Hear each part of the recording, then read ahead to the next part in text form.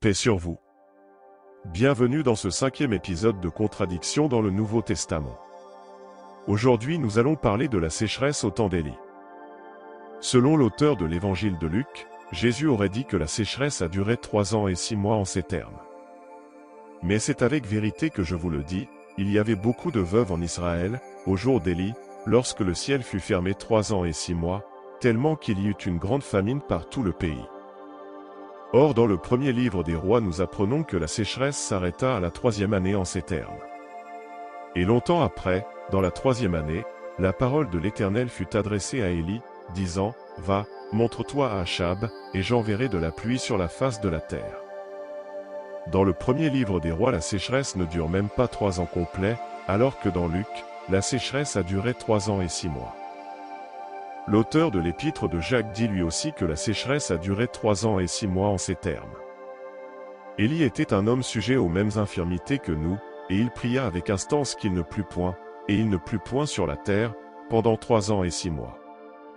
Et il pria de nouveau, et le ciel donna de la pluie, et la terre produisit son fruit. Selon cet auteur, c'est Élie qui pria avec instance pour qu'il y ait une sécheresse. Et c'est le même Élie qui a prié pour la fin de la sécheresse. Si nous ouvrons le premier livre des rois au chapitre 17 et 18, nous découvrons qu'Élie n'a prié ni pour l'un, ni pour l'autre.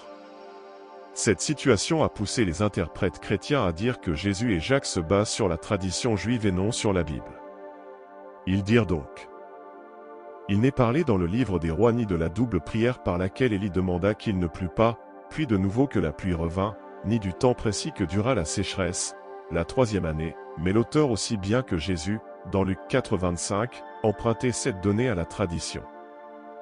2 conclusions peuvent résulter de cette contradiction. Soit le premier livre des rois raconte des mensonges, ce qui pousse Jésus et Jacques à citer une tradition juive, qui dit la vérité.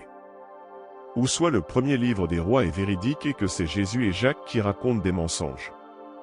Je sais que si c'était le Coran qui avait dit que la sécheresse a duré 3 ans et 6 mois comme Jésus, les chrétiens allaient l'accuser de copier la tradition juive et de falsifier la vraie histoire des prophètes dans la Bible. Aujourd'hui, grâce à Dieu, vous êtes victime de vos propres accusations. Merci d'avoir regardé cette vidéo et je vous dis à la prochaine dans Coran versus Bible.